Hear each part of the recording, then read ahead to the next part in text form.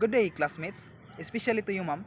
Again, my name is Edgardo A. Masalta Jr. from VSFI 1A.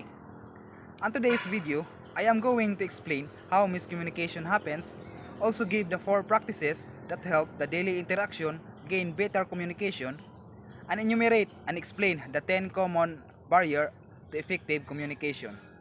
Okay, now, how miscommunication happens? Miscommunication happen when there is misunderstanding, mishearing, misinterpretation, and misreading of the message that have been delivered. When there is a failure to get a message across or lack of clear communication. The carrier of the message or the channel is another common cause of miscommunication by how the message has been delivered, and when there is multiple possible interpretation, some lean towards the negative interpretation that may lead to misunderstanding. So, it is crucial to select the correct channel for both the audience and the message. Miscommunication also happens when the information is sent in multiple messages over a long period of time, or the important information is buried in the long message. When the information is passed by one person to another over a long period of time, there will be a slight changes of the information depending on the receiver own point of view. Or when the information that you've been provided is too long, it will confuse the receiver rather than to analyze and understand the given information. Everyone has their own style of communication, but very few people have mastered effective communication. Establishing and maintaining eye contact, try to send a clear message, be respectful to what other says, and wait to the other person to finish are the 4 practices that can help the daily interaction gain better communication. And now, let's start with establish and maintaining eye contact. Eye contact play a crucial role in communication. Looking at another person is a way of getting feedback. On particular points, there is often eye contact during attempting interruption, laughing, and when answering short questions. A lack of eye contact, on the other hand, signal embarrassment and lack of fluidity in our thoughts process. Second, try to send a clear message. There is a huge difference between just saying something and saying something with intention.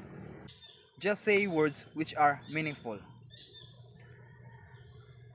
Third, be receptive to watch other. While it is good to start speaking while listening with a clear goal, remember to be flexible. If they don't say exactly what you're expecting to hear, you have to consider. And the last is wait to the other person to finish. Best communicator know that there is a kind of give and take between talking and listening. A sharing of who is the speaker and who is the listener based on a mutual respect and caring about each other's feelings. You must listen.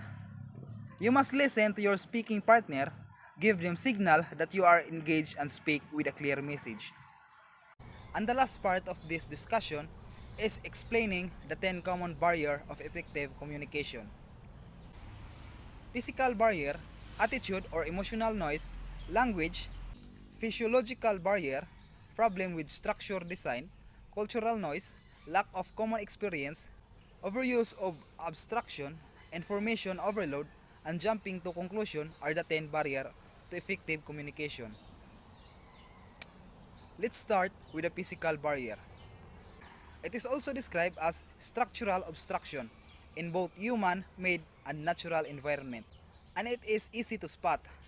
Noise, climate, place, and time are considered as one of the example of physical barrier. Next is the attitude or the emotional noise.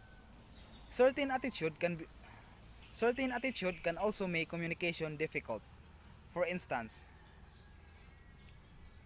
significant anger or sadness may cause someone to lose focus on the present moment. Next is the language. Language or semantic barrier arise when there are many words that have more than one meaning, or the sender and the receiver try to communicate in a language that they did not understand properly. For instance, when two people who is speaking different language cannot understand one another and there is a breakdown in language and communication. Next is the physiological barrier. When the physical condition of either the receiver or the sender is not well, it leads into a barrier of communication, like health, poor eyesight, having a hearing difficulties are some of example of physiological obstacle to effective communication. Next is the problem with structural design. Companies or institutions can have organization structure that are not clear, which can make communication difficult. Example,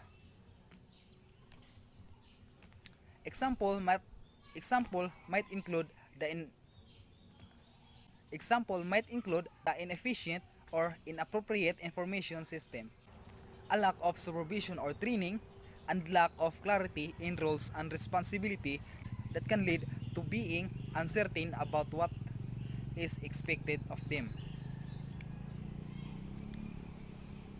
Next is the cultural noise.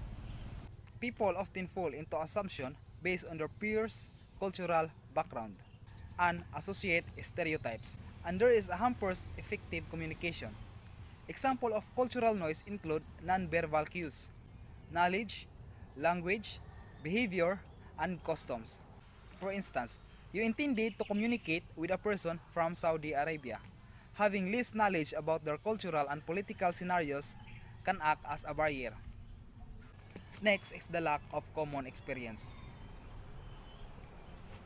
Among others, the lack of common experience is one of the most observed barriers to communication. While it is a great idea to use examples or story to explain or enhance a point, however, if one is unable to relate to this example because of lack of knowledge or shared experience, then this process will be completely ineffective. Next is the overuse of abstraction. The unnecessary usage of jargon, proverbs, difficult vocabulary, or technical terms can often lead to ambiguity and unclear transmission of information. This can eventually lead to misinterpretation. For instance, an article on cost of inflation in the newspaper may be useful to some, but others might get confused with the technical terms used. Next is the information overload.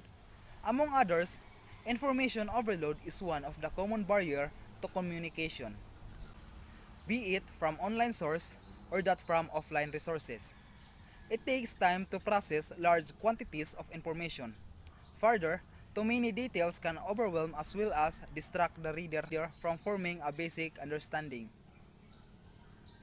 And lastly is the jumping to conclusion. It is a psychological term referring to a communication obstacle where someone decides something without having all the facts. An example of jumping to conclusion is when one makes assumption about what someone else is going to say, often by cutting them off with the words, "I know what you're going to say." And that's all, thank you.